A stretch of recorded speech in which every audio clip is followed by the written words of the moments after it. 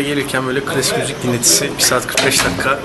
Çoğumuz için belki eziyet olabilecek bir şeyler izleyeceğiz gibi geliyordu ve öyle değilmiş.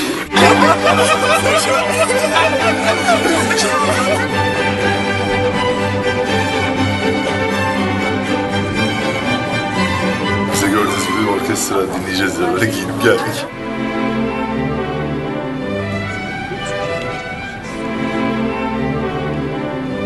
Bütün arkadaşlar bana baktı. Ben de Allah Allah dedim, ne oluyor şimdi ya? Ben ilk önce bir korktum yani. Ondan sonra zaten dediğim gibi olanlar oldu. Sonra farklı oldu ya, inanılmaz bir şey.